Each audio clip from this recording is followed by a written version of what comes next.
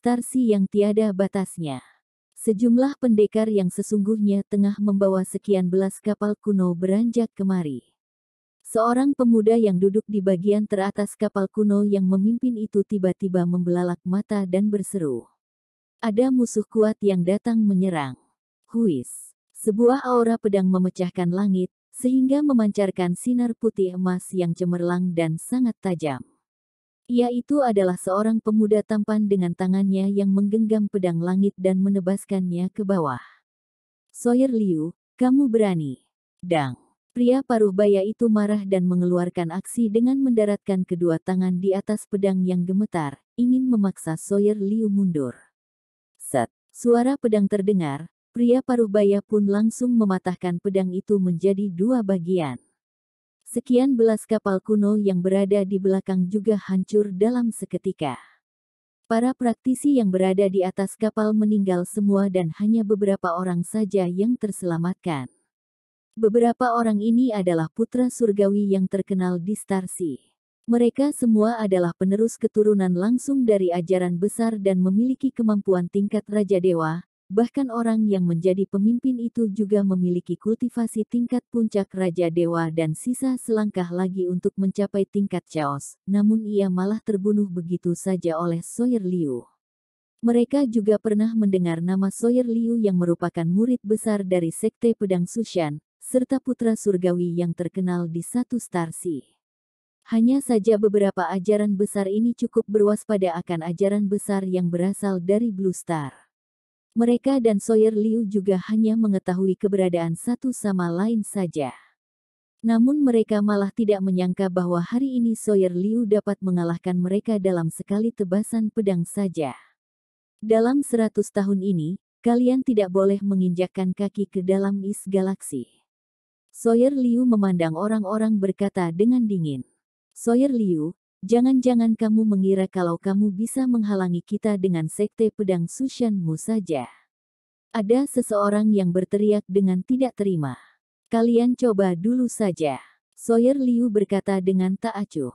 Kondisi seperti ini telah muncul di berbagai tempat. Sekian belas ajaran besar yang terdapat di Starsi ini pun beraliansi dan mau mendekati is galaksi, namun mereka malah terhalangi oleh banyak pendekar. Sehingga pertarungan besar antar kedua pihak pun terjadi di tengah Starsi yang tiada batasnya. Bahkan ada sebuah rumor yang mengatakan bahwa pendekar tingkat avoidable juga akan ikut serta dalam pertarungan besar tersebut. Tempat di mana mereka bertarung terdapat ratusan bintang yang hancur. Meskipun mereka berdua sedang bertarung di sebuah planet terlantar, namun hasil itu juga membuat orang-orang merasa tercengang. Dan pada saat ini suasana di atas Blue Star sana juga terasa sangat tegang. Sekian ratus kapal perunggu kuno sudah tiba di Blue Star. Orang-orang yang berada di atas kapal tidak banyak bertemu dengan kekuatan di Blue Star, kemudian langsung mencari sebuah gunung dan mendirikan sebuah kamp di atas gunung itu. Kekuatan yang terdapat di Blue Star kira-kira sudah dapat menebak kekuatan mana yang datang kemari.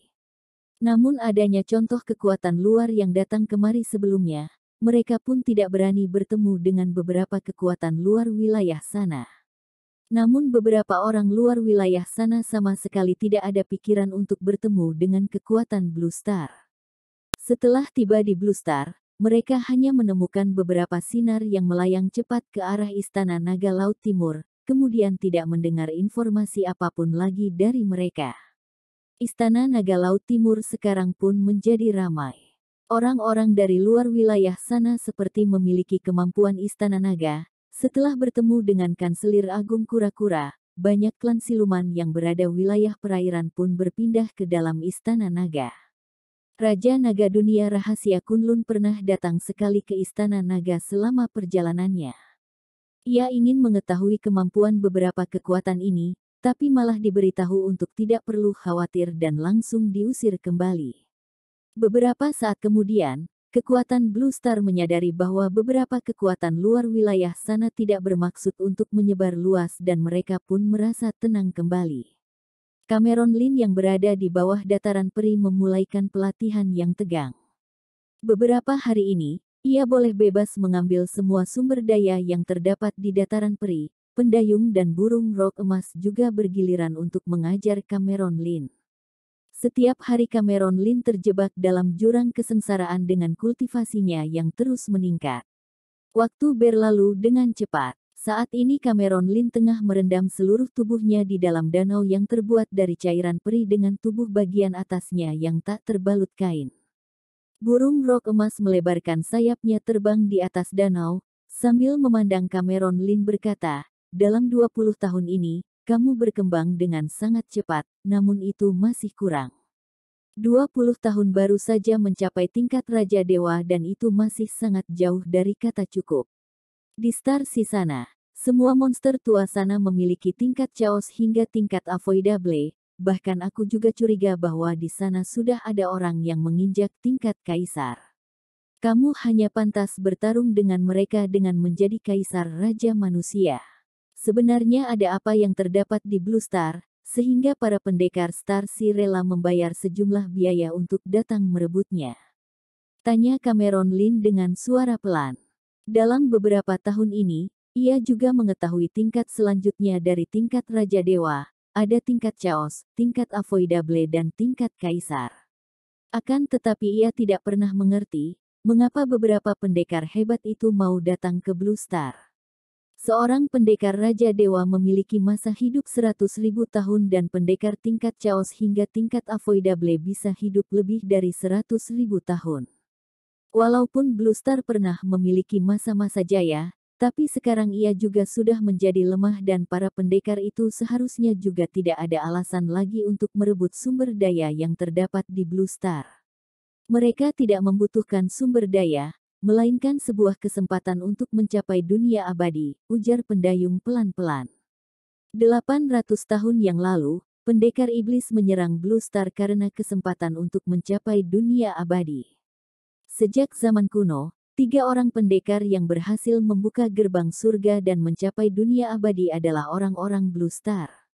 Jadi mereka semua mengira kalau di atas Blue Star terdapat kesempatan untuk mencapai dunia abadi. Kamu harus tahu bahwa masa hidup seorang pendekar tingkat Kaisar saja ada batasnya, bahkan juga ada hari di mana mereka mengalami penuaan dan kematian. Sedangkan beberapa monster tua itu sudah hidup terlalu lama. Hanya dengan mencapai dunia abadi, mereka baru bisa memiliki kesempatan untuk hidup. Sedangkan dataran peri ini adalah tempat yang ditinggalkan oleh pendekar terakhir yang mencapai dunia abadi, Raja Manusia Fusi. Semua orang mengira bahwa kesempatan baik untuk mencapai dunia abadi itu terdapat di dalam dataran peri. Setelah Raja Manusia Fusi memasuki dunia abadi, mereka segerombolan pun datang untuk menyerang. Pertarungan itu hampir mau menghancurkan satu is galaksi, sehingga Reiki menurun banyak dan masih belum memulih kembali hingga sekarang. Pertarungan kali itu membuat Star Sisana mengalami kerugian yang banyak, bahkan tempat kita ini juga hampir hancur. Cameron Lin berkerut alis berkata, "Itu hanyalah sebuah kesempatan untuk memasuki dunia abadi, mengapa tidak boleh memberikannya kepada mereka?" Kesempatan untuk memasuki dunia abadi berada di dalam dataran peri. 600 tahun yang lalu, kita sudah mengelilingi satu dataran peri untuk mencari kesempatan itu. Orang-orang di luar wilayah sana ingin menghancurkan dataran peri dan menemukan kesempatan baik itu.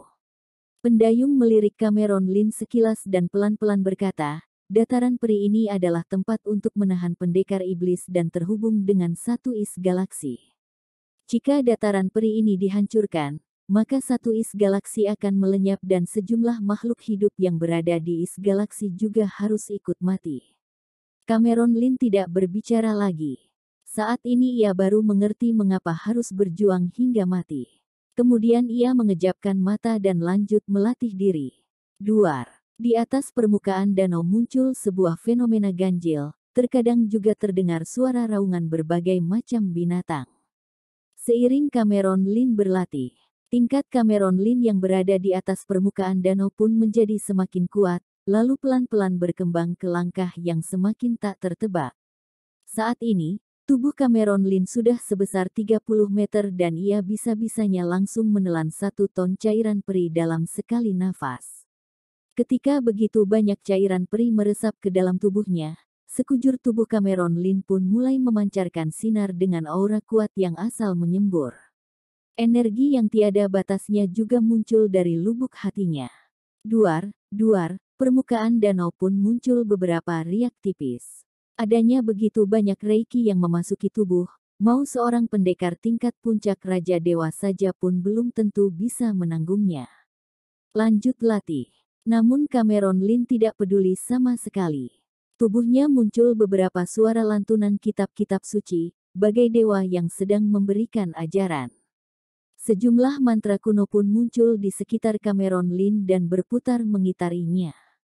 Tubuh Cameron Lin bagai tempat pembakaran besar yang berusaha mungkin untuk meresap cairan peri, lalu berubah menjadi sejumlah energi yang semakin kuat dan terus melatih dasar Tao Cameron Lin.